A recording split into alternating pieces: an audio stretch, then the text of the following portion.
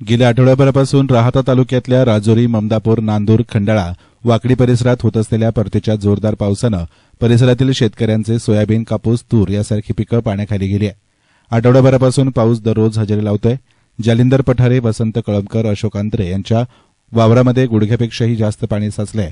या परिसरातील शेतकऱ्यांची सोंगणीसाठी आलेली सोयाबीन अक्षरशः पाण्यामध्ये बुडून गेली. संपूर्ण शेतामध्ये पावसाचं पाणी साचल्यामुळे गायांसाठी चाऱ्याचा प्रश्न देखील बिकट बनला. सततच्या पावसामुळे परिसरातील शेतात देखील मोठ्या प्रमाणावर पाणी शिरलं असून काही ठिकाणी पिकं ही पूर्णपणे पाण्याखाली गेली आहेत. शेतकऱ्यांचं यानं मोठं नुकसान होण्याची शक्यता व्यक्त केली जाते. गेल्या काही दिवसांपासून सुरू असलेल्या पावसामुळे या भागातील ओढे नाले तुडुंब भरले आहेत. जोरदार पावसानं गाव परिसरातील शेतातही पाणी शिरलं.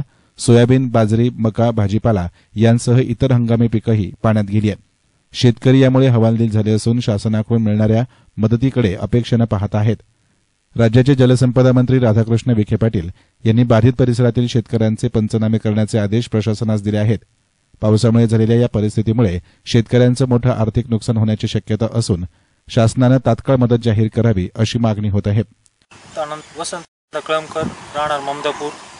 गुरुवारपासून ममदापूर, राजुरी, वाकडी, नांदूर, खंडाळा या परिसरामध्ये ढगफुटी दृश्य रात्री पाऊस होतोय.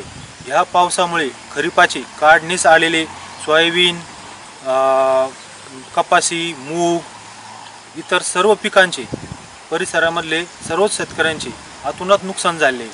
मायबाप सरकारला विनंती आहे की ज्यांनी इन्शुरन्स भरले त्यांचे, ज्यांनी नाही भरले त्यांचे असे सरसगट हातेतोंडाशी आलेला घास हिसकवून जाण्याची वेळ आली. सरकारने आता तरी लक्ष द्यावे.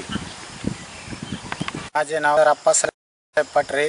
ममदापूर मधील गट नंबर 382 मध्ये सलग 6 दिवस पाऊस चालू असल्यामुळे सोयाबीनचे भरपूर नुकसान झाले आहे. पूर्ण सोयाबीन ही पाण्यामध्ये गेलेली आहे. सरकारने आम्हाला आर्थिक मदत करावी ही कळकळीची विनंती. येसनन मीडियासाठी प्रतिनिधी युनुस इनामदार, राहाता.